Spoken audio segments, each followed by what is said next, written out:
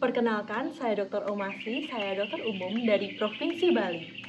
Pada video edukasi ini saya akan sharing atau berbagi ilmu tentang tonsilitis difteri.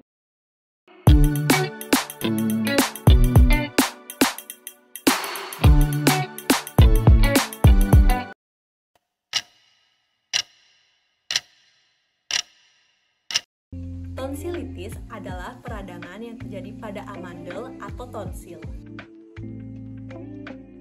Di sebelah kanan saya adalah gambaran tonsil yang normal, dan di sebelah kiri saya adalah gambaran tonsilitis atau tonsil yang mengalami infeksi atau peradangan.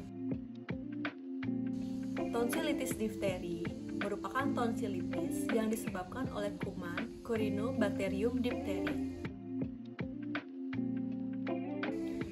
Kuman Corynebacterium diphtheri merupakan kuman gram positif yang berbentuk batang, tidak berspora dan tidak memiliki kapsul.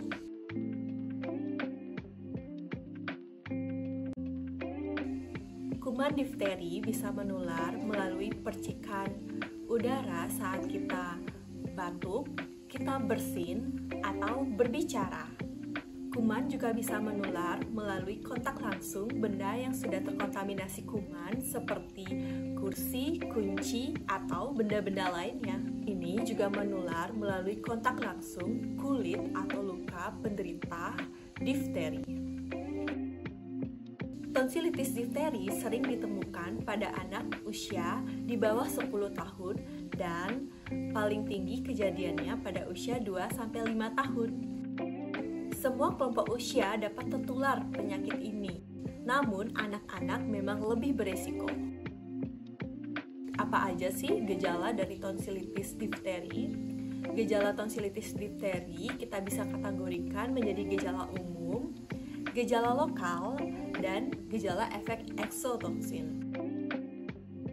Gejala umum adalah gejala infeksi yang sering terjadi pada infeksi umumnya seperti peningkatan suhu badan, nyeri kepala, tidak nafsu makan, lemas, nyeri menelan, dan suara serak.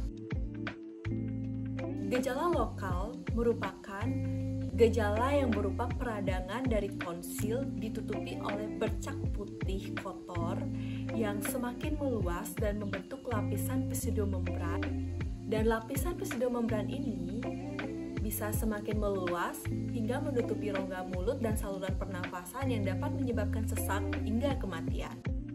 Membran semu atau pseudomembran jika diangkat akan mudah berdarah.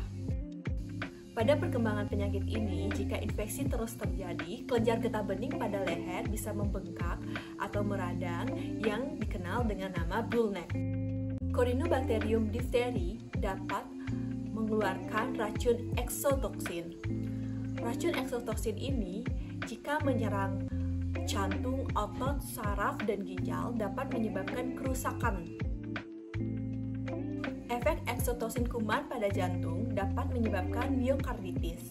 Efek eksotoksin pada saraf dapat menyebabkan kelumpuhan pada otot pernafasan, otot rongga mulut yang dapat menyebabkan kematian. Dan efek eksotoksin pada ginjal menyebabkan terjadinya albuminuria.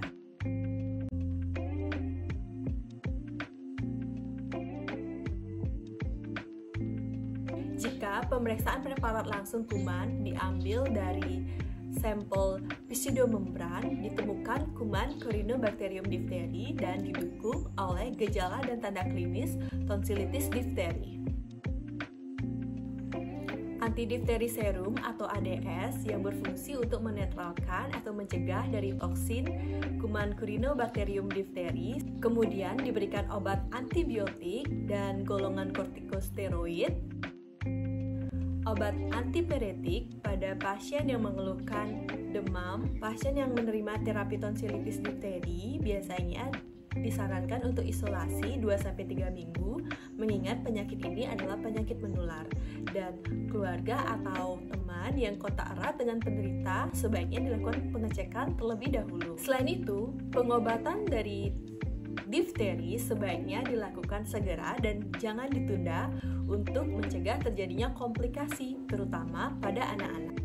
Langkah pencegahan yang paling efektif untuk tonsilitis difteri adalah vaksin DPT. Vaksin ini meliputi difteri, tetanus, pertusis, atau batuk kelenjar. Pencegahan dapat dilakukan juga menggunakan masker untuk menghindari penyebaran tonsilitis difteri dan selalu menjaga kebersihan dan menerapkan pola hidup sehat.